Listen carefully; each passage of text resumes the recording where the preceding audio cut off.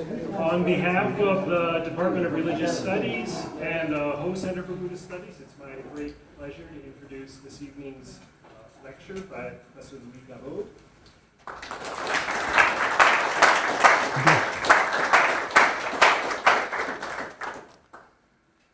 Thank you, Professor Kishnik, for this probably too kind presentation. So today we are celebrating the memory of Professor Evans Wentz, who used to fly over the heights of Tibetan Himalaya on a large vehicle, big vehicle, a great vehicle, the Mahayana, while you now have in front of you a poor chap coming jet-lagged from Southeast Asia, victim of a computer crash in Taipei, and used to observe the mechanics of a lower Buddhism, the Buddhism which is now called Theravada because it's the only remnant of the Hinayana. I cannot pronounce the word Theravada without remembering Professor Steve Collins, who disappeared last year, because he had a great influence on my present thought, and especially in the presentation you are going to see tonight.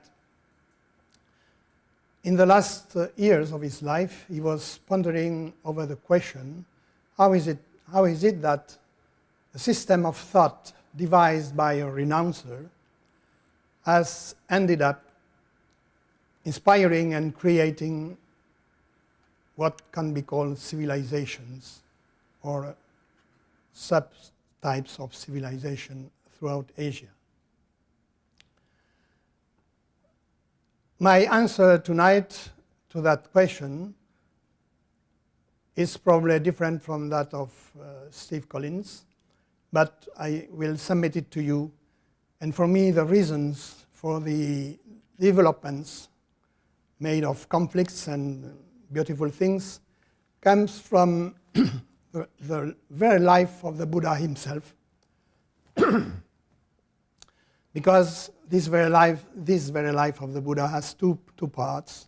The first part, where he went from the palace to the forest, and the second part, the largest part actually, where he for me, he kind of went from the forest to the palace. By palace here, I don't mean the material palace where a king lives, but I mean a place which is the center of power, the center of decisions. We will change the situation of the society around.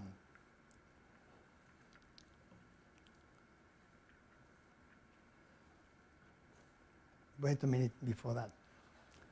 When I began to live in Asia and to study Buddhism, I had this familiar idea that the Buddhism is made or was made by a smiling figure, the Buddha, beautiful figure, and was also nowadays continued by smiling monks, all concerned with peace all over the world. But when I contacted the real thing on the ground of Asia, I discovered that actually these smiling monks could fight, could bicker on perhaps more or less petty things.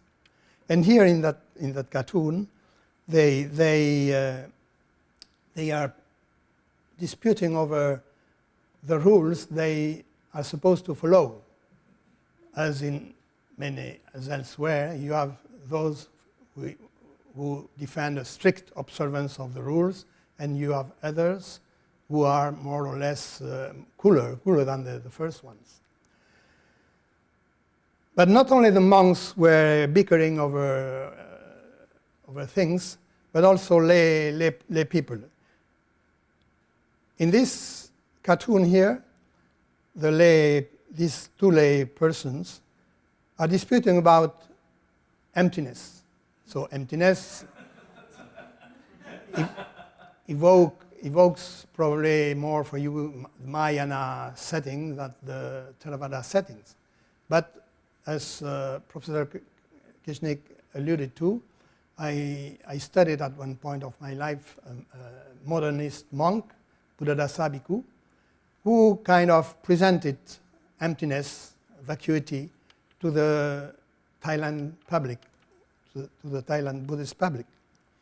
And so at that time, you had a debate, kind of dogmatic debate, within the Buddhist circles of Bangkok, especially, between those who defended the Buddhadasa's position and those who on the contrary, kind of refused to accept that emptiness was so important in Buddhism.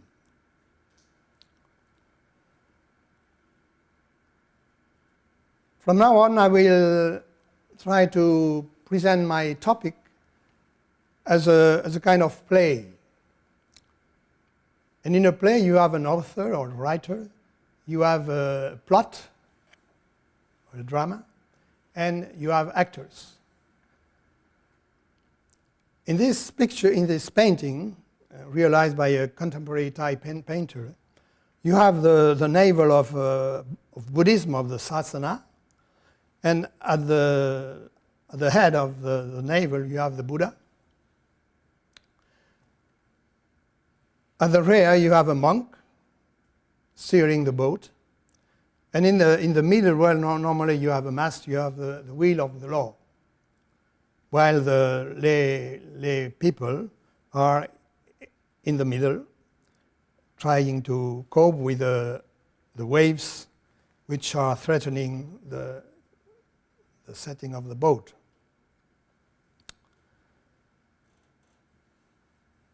So you recognize the three jewels of Buddhism here: the Buddha, the Sangha, the Buddha, the Dharma, and the Sangha. So let us begin by the Buddha. As you know well, the Buddha was an elite person, born in a palace, and after 10 or 12 years of happy marriage, so they say, he was fed up with everything. And this is not a common figure, a common history. And he decided to renounce his life, not only his life of a married man or married person, but his life also of a future king. So that's what I will stress upon now, is that the Buddha, by deciding to quit the palace, quitted also the world of politics, what we call now politics. I want to draw your attention to a French anthropologist, Louis Dumont, who is rather famous for his study of Indian society and for his drawing our attention to the fact that Indian society was a holist society, a society where every individual is defined not only by his own desires or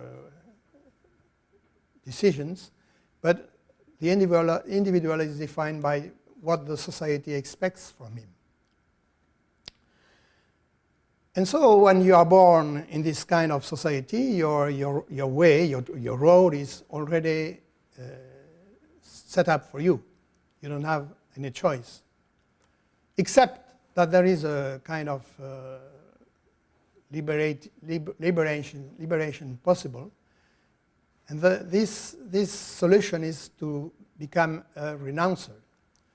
So, of course, people have criticized Dumont for paying too much attention to this status of renouncer.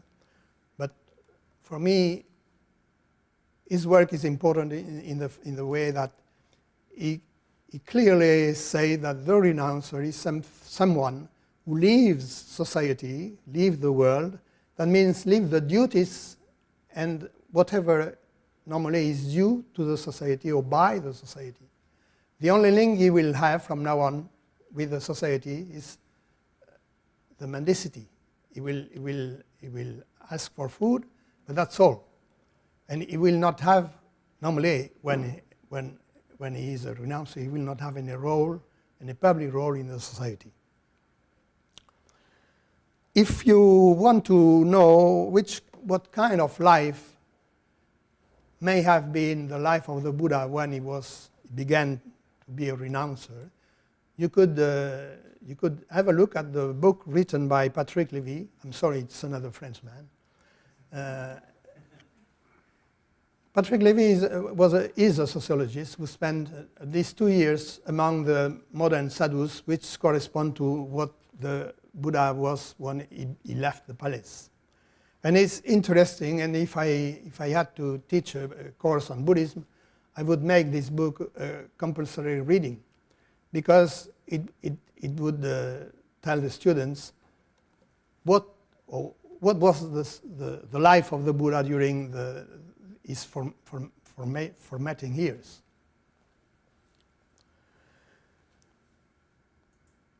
The Buddha spent a life as kind of sadhu for 5 or 6 years, something like that, officially.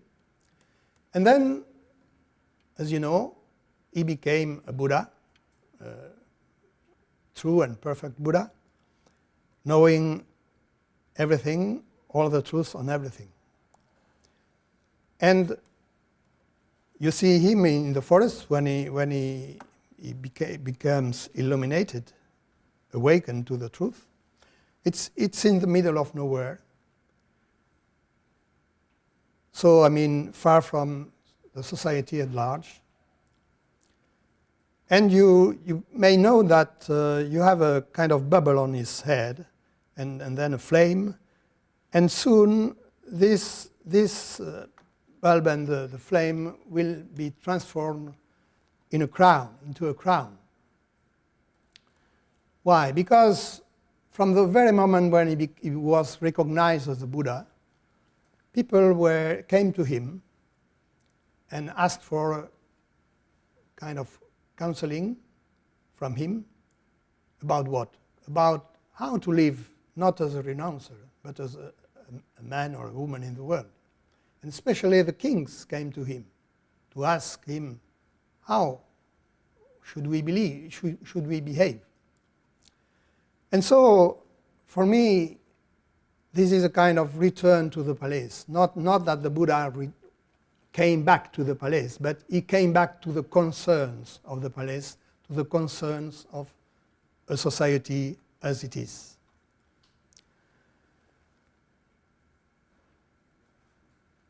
The champions for that return to the palace, for that return of the sadhus or of the renouncers to the palace, should be or must be incontestably the Tibetans. Because progressively, probably, in the 17th century, the 5th Dalai Lama, of whom you see a picture here, kind of returned himself to the palace because he grabbed all the powers which were up to then in the hands of the king, in the hands of the nobles in Nepal. But from then on, he was both a renouncer in his temple, and he was both a king outside, because he had to rule all over Tibet. And so when you have to rule, sometimes you have to fight, or you have to order fight, or you have to sustain fighting. And you have to sustain or to defend death. In the plane, I read an article written by John Soboslai and Joel Gruber The title of the article is The Bodhisattva, the Dharma Raja, and the Dalai Lamas, Evaluating the Religious and Political Causes of Tibetan Self-Immolation.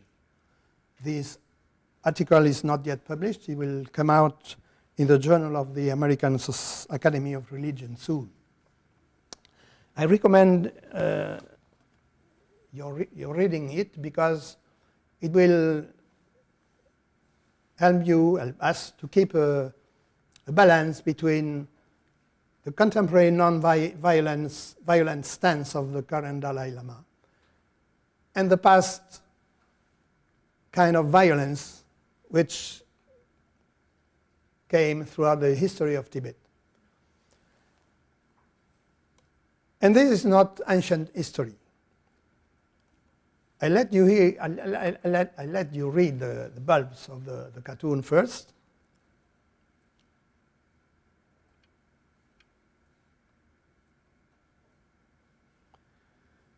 And you see here on the left the Chinese president telling the Dalai Lama, it took you a long time to realize you weren't democratically elected. So that's good for a Chinese president to refer to democracy. But on the other side, if Louis Dumont could have seen this cartoon, I wonder if at the place of the Chinese president, he could not have said, well, it took you a long time to realize that you should be a renouncer. Actually, this kind of going back to the palace from the forest has been debated all over the history of all Buddhists in Asia. For example, in this picture, you see an image or a representation of the first of the last 10 Jatakas, the Temiya Jataka in Thailand, or the Mugapaka Jataka elsewhere, where the hero of this life, of the former life of the Buddha, is born as a prince, and when he is on the knees of his father one day, he sees his father condemning to death someone. And he says, oh, it's impossible, I can do such a thing. So I will never be a king. And so he plays fool, and up to the point that when he is an adult, his father tells somebody to take him and to kill him in the forest. But finally, in the forest, he comes back to real life and shows that he's not dumb at all. And the story ends by the prince going back not to the palace but being a renouncer, and everybody becomes a renouncer. But on the contrary, you have the last one of the 10 past lives of the Buddha, the Vesantara Jataka, where you have a prince exiled because he has given the white elephant, which was protecting the kingdom, and he is exiled and spends some time in the forest as an hermit with his wife, but as an hermit. But in the end, people come to him and bring him back to the palace, where he will not be a renouncer, but where he will be a king. So you see that in the Buddhist history, in the history of Buddhism, you have always had this debate between violence and non-violence, between renouncement to the society, to the directions of society, and on the other side, with the power. And naturally, like everywhere in the world, the Buddhist monks have tended to honor the kings who protected them, and have tended to demonize the kings who did not protect them. As for Thailand, for example, nowadays, recently, you have King Bhumibol, who passed away 2 years ago. King Bhumibol here is represented as a kind of, he's a monk. He was a monk for a few weeks, actually. But then he was a king. And he is represented here in the bulb of a lotus, meaning that he is on the way to Buddhaity. And he is represented with an aura. And around him are deities. And the setting is supposed to be a celestial palace. So here again you have this, play between political power and renouncement. And in the very same image, the very same person, you have a monk who was actually a king. Another way of playing on this blurring of destinies is to represent the king, Bhumibol again, up on a leaf tree, which symbolizes the coming up of the Siddhartha as a Buddha. And recently, we had in Thailand the coronation of the new king, the son of Bhumibol. And even if the coronation of the king, the consecration of a king is basically Brahmanistic, even in Thailand, since the 19th century, since the period where the King Mongkut, who had been a monk for 27 years, Buddhism is creeping back in the ritual of coronation, and especially at the beginning, during the ritual of purification. Of course, purification normally is a common feature in Brahmanism, but here it's kind of hijacked by Buddhism. So after this play between the forest and the palace, between retirement from social things and engagement in social things, by the imagery of the Buddha, we come to the second step of my presentation, how this duality between the forest and the palace will play with the second jewel of Buddhism, the Dharma, especially as it is represented as a wheel of Dharma. The wheel of Dharma is actually a way of representing the teaching of the Buddha. And it's actually not only a teaching about Dharma, but it's a teaching about drama. The drama of life, because life, as seen by the Buddha, is dramatic in the way that it is always suffering. But for him, it is not suffering because of external things, external powers, but it is suffering because of us, because we don't see the real cause of suffering. And that will be the core of his Dharma. Dharma for a drama. So normally, the wheel of life is unique and is perfect, like a wheel, it's perfect. Historians of Buddhism have perhaps more or less recently, I don't know, we should discuss that later, have come up with two wheels of the Dharma. One wheel, which will be the wheel of the renouncer, and one wheel which will be the wheel of the king. So you have kind of religious power or religious ideal on one side, and secular power on the other side, and one wheel for each.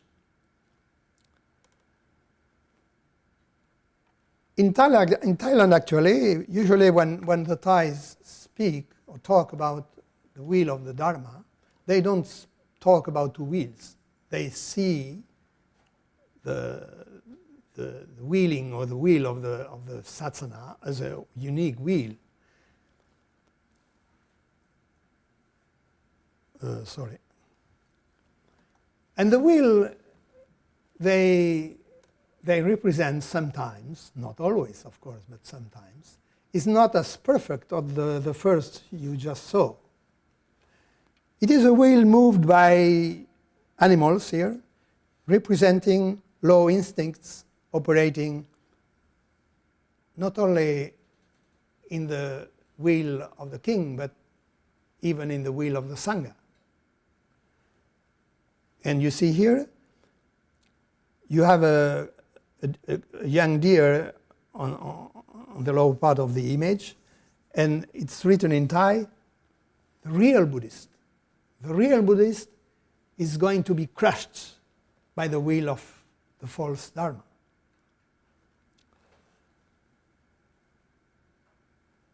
Same kind of imagery here. You have the will of the supposed Dharma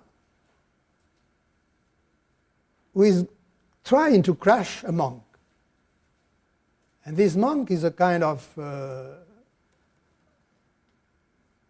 radical monk who was basically telling the other monks in Thailand that they don't behave according to the teaching of the Dharma, of the Buddha.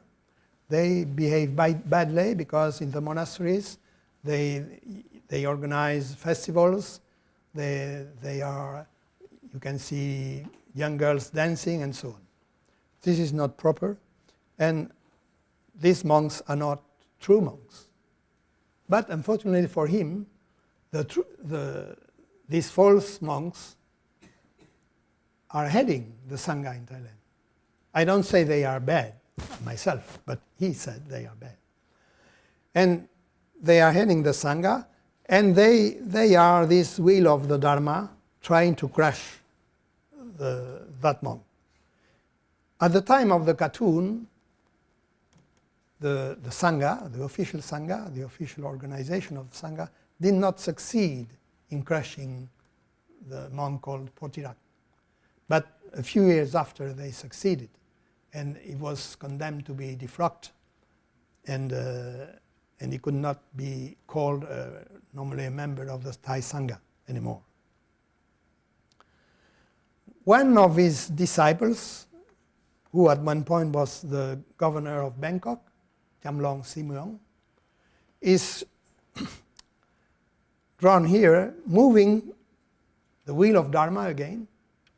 But actually here, on the wheel, you say Pak Palang Tham, which is the name of his political party. And he had a kind of party which was inspired by Potirak, the monk I just alluded a few minutes ago. And here you have this cartoon, implicitly accusing this Buddhist person to use the wheel of Dharma to crush officially bad people, with big fences here. But the intention of the cartoonist is to say that this is not good for Thai society, because too much is too much. And this same kind of ideology is shown here, where monks who play politics are like birds shitting on the head of the Buddha. And this is the rather common view in Thailand, even now. So besides this duality of the wheel of the law, we have on the other side a representation of the Dharma of the Buddha as being something which should be practiced alone, within oneself. And so within oneself that, this image here represents not not only a Buddha, but any Buddhist who pretends to follow the way of the Buddha. And it's an image, an amulet actually, but this one is rather big. I have it at home, it's that high. In this kind of amulet, you have all the 9 openings of the body closed. You count them, you will find there are 9. And so that means that a true Buddhist, a true disciple of the Buddha, should shut everything which puts him in contact with the external world and ponder on what happens inside. But opposite to that representation of the Buddha or of the meditator, you have this time quite contemporary imagery of the Buddha, which blurs the distance between the Buddha and the world. The Buddha here is kind of assimilated to the people who suffer. People who suffer not because of themselves, but people who suffer because of social conditions.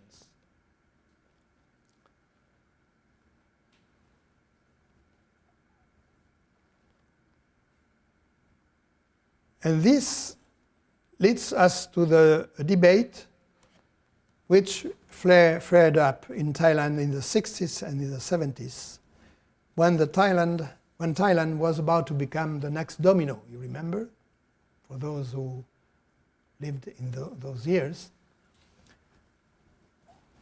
China became communist in the 50s, in the late 40s. And then Vietnam, Laos, Cambodia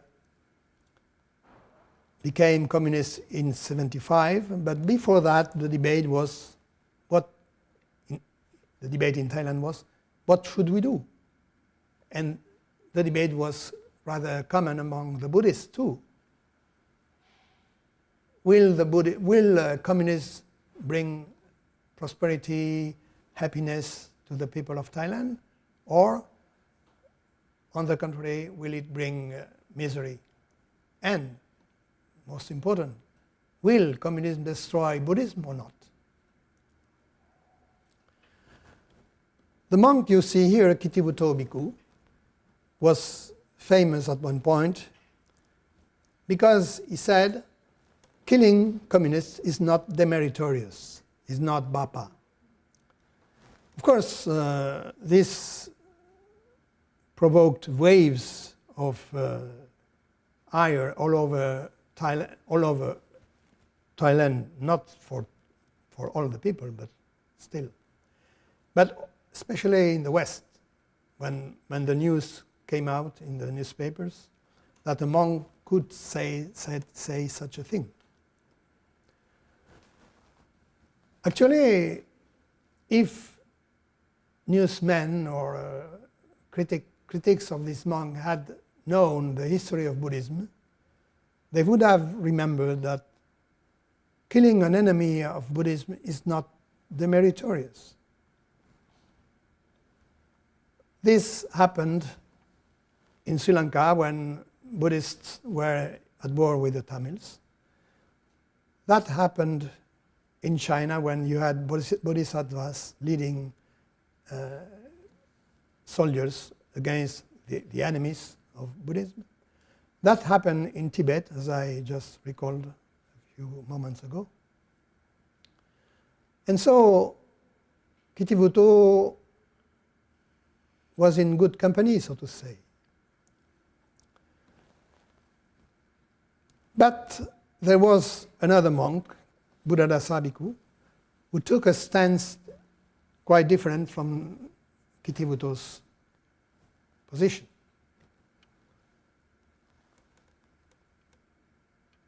He said, for example, yesterday I listened to the radio, and the Vice President of the United States said, we are bombing North Vietnam in the name of morality. I think that Vice President was Christmas Humphrey. So Buddhadasa says it's a bit difficult to swallow that you can bomb North Vietnam in the name of morality or in the name of morals.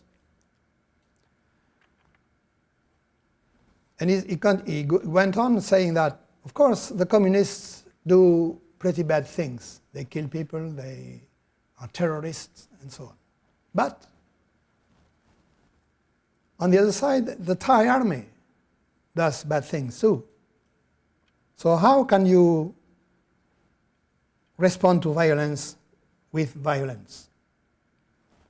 Of course, for those who know the Dhammapada, this can remind you of a stance in the Dhammapada, not by hatred, are hatreds ever quenched here, but they are quenched by non-hatred.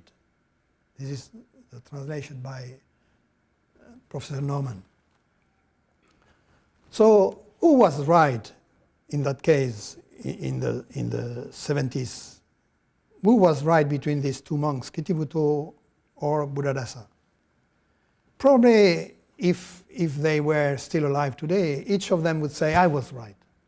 Because Kittiwutto could say, I was right because if we had not fight against the communists, Thailand today would be communist. And if, on the other side, Buddhadasa could say, I was right because in the end, communists did not win. And not only communists did not win, but communists will remain in history as a riddle on the sand. And actually, when you see now that the head of Russian government is attending mass sometimes, you cannot help thinking that Buddhadasa in a way was right. In Thailand, you had these two radical types of engagement, so to speak, for or against the fight against communism.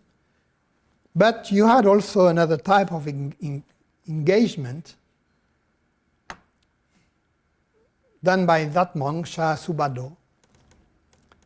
And this monk did not, to my knowledge, did not take a stance, official stance, in this debate whether the Thai should fight and kill communists or not.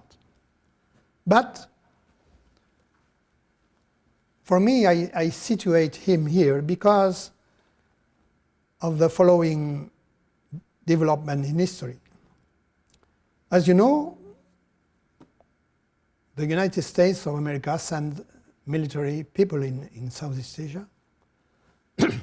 They threw bombs. They threw Agent Orange in Vietnam. But this monk was at the origin of another Agent Orange in the shape of American Buddhist monks who were trained by him in his monastery in the forest, not the deep forest, near a village, but still in the forest. So you had at that time young soldiers who, after they had finished with the army, they wanted to ponder on their life, and some of them tried Buddhism for that. And some of them became #1 disciples of this monk, of this otherwise totally discreet monk. And for me, it's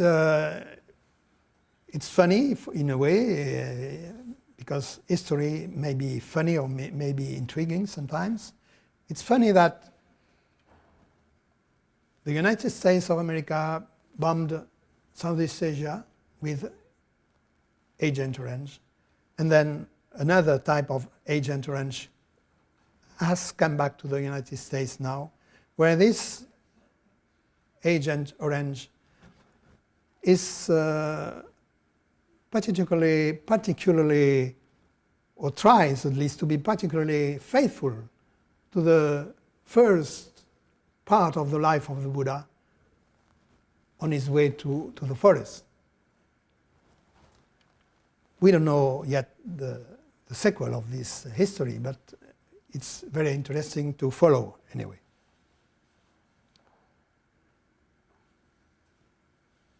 You have a book which tells the story of this monk, Shasubado.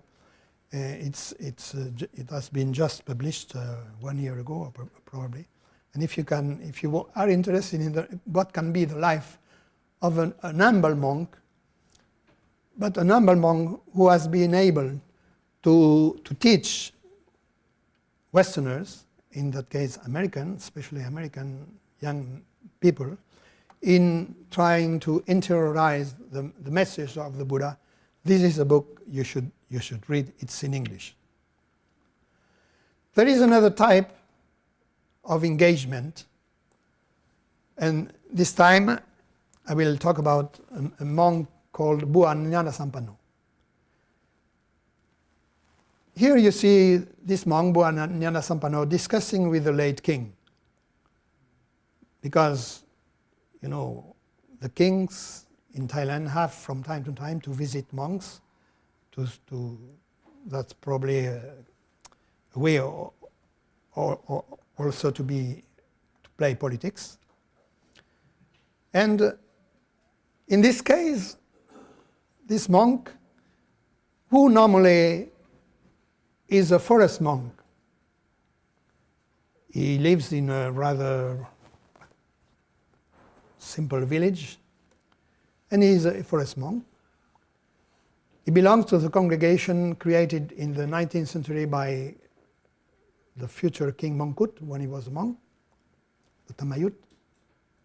And so normally you could think that this kind of forest monk should not be interested in world or worldly affairs. I remember when I was younger and in Chiang Mai University I gave a talk on Buddhadasa Bhikkhu and probably talked too much about his engaged side of his life. And someone in the people there told me, but it's not the business of the monks to take care or to be interested in the worldly affairs. So to come back to this monk here, to Bua Nyanasampanno here, normally as a forest monk you should not be interested in the worldly affairs, and especially in the affairs of the government. But you remember perhaps the 97 Asian crisis, where the finances of Thailand were very, very low, very bad.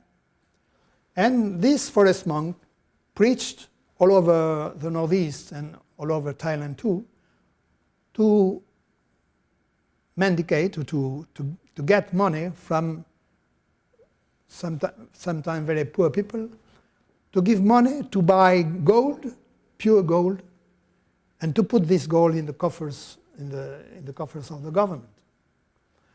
So here again, this is a case where the separation between the path to the forest and the path to the palace is blurred by the monks themselves and by the monks who are supposed to be attached to the life in the forest.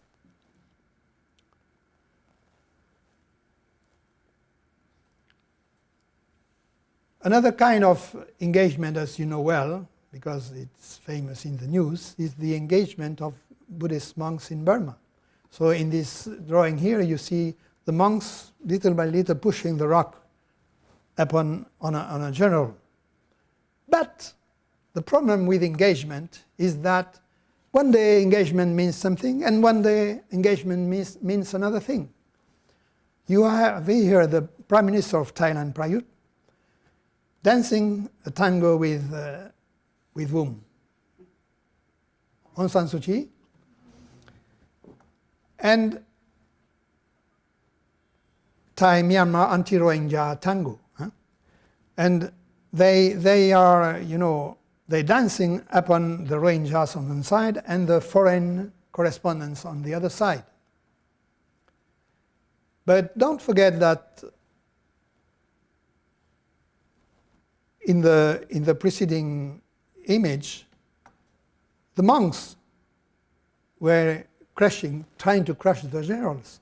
But behind this cartoon here, you also have the monks who are trying to crush who? Not the general, but the Muslims. So the question is it's good to be engaged, but to be engaged for whom, for what, and when?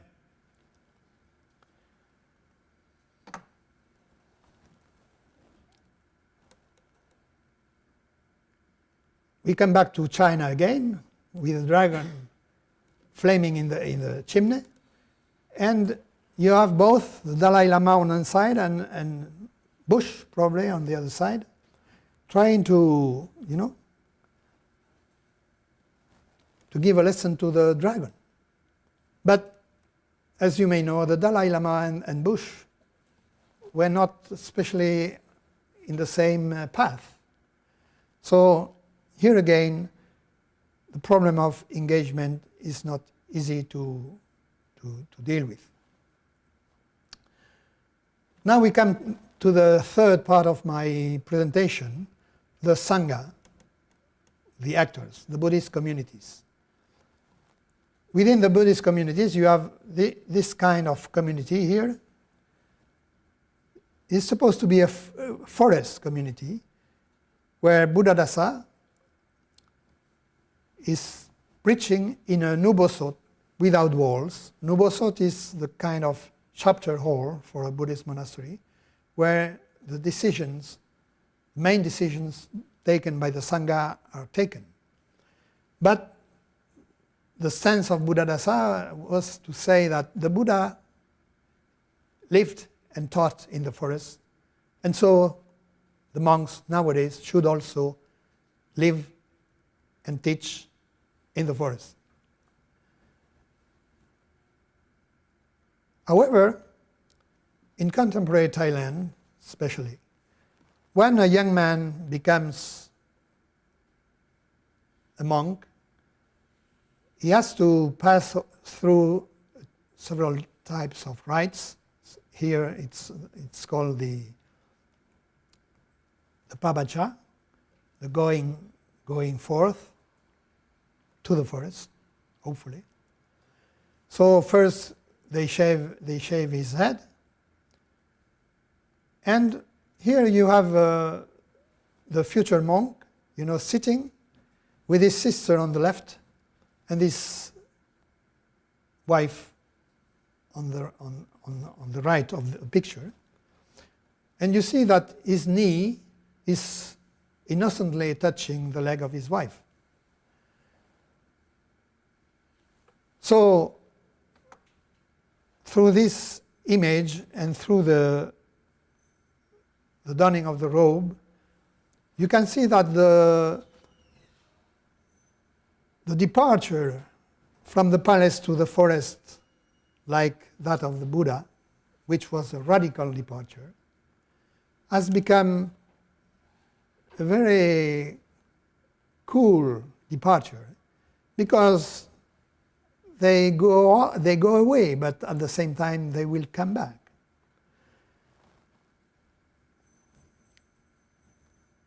Even when they have been admitted within the community of the bhikkhus, within the community of monks. I have no time here to develop on that, but here you have these two novices who are going to be admitted within the community of monks, something which is called all over the world an ordination. But unfortunately, this should not be called an ordination. It's not an ordination at all. If you know the meaning of the word ordination, you know that this is not an ordination. This is just an admission into the community, according to the famous word attributed to the Buddha, Ehi Bhikkhu, come in, come on, come on with me. And you will train to You will train your mind to see how you should live. I think I should accelerate my pace.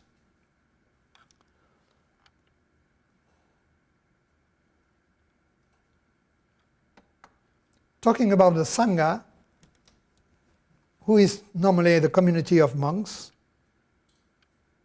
who are supposed to be the tool for the transmission of the teaching of the Buddha. And here you have a representation of the night of enlightenment. You have the Buddha on the Bodhi tree, and you have Bodhi leaves, but these Bodhi leaves here represent bad things which happen within the Sangha or within Thai society. On the right you can see cards, you can see a bottle of alcohol, and you see Mara on the right riding the elephant, and you have the gun, probably referring to the Thai military. You have the communist emblem. You have the different arms in the hands of Mara, but a Mara quite contemporary. And then you have, instead of Nangtorani, instead of the goddess of the earth, who normally is twisting his hair to let the water of the merits of the Buddha flow or flood the army of Mara. Here you have the Sangha organization pissing,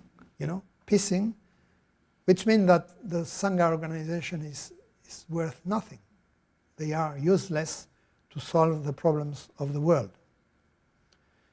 Here you have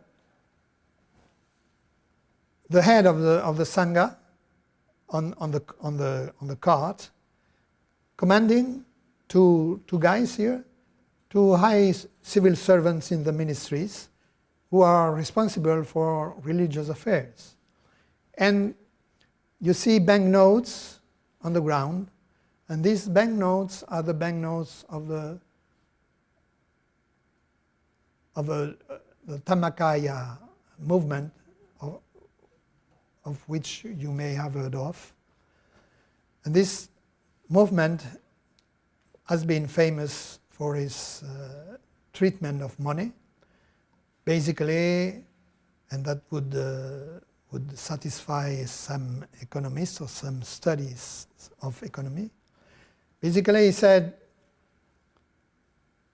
if you become rich, if you are rich, if you become richer, that's a sign that you have merit. Similarly to the way that Max Weber said about the Protestant ethic, remember.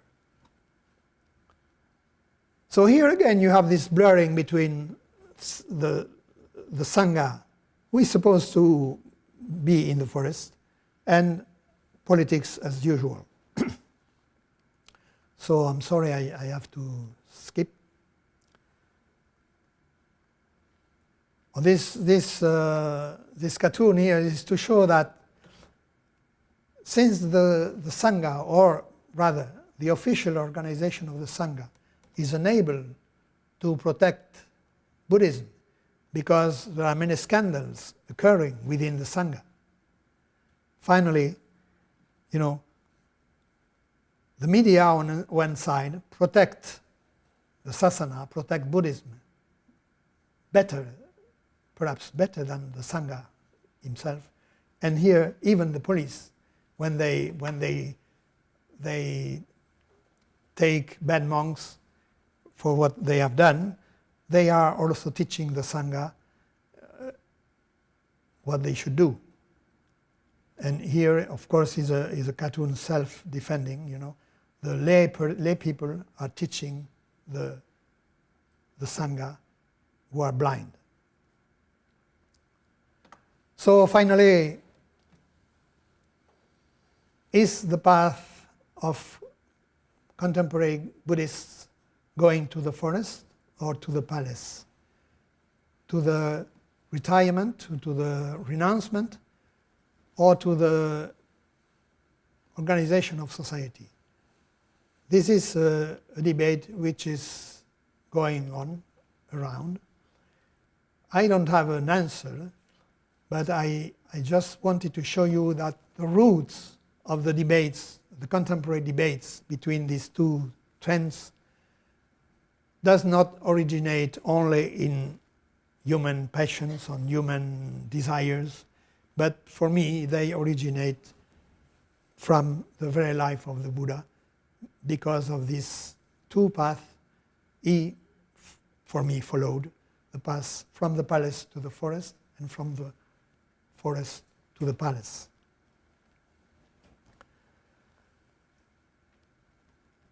So from now on,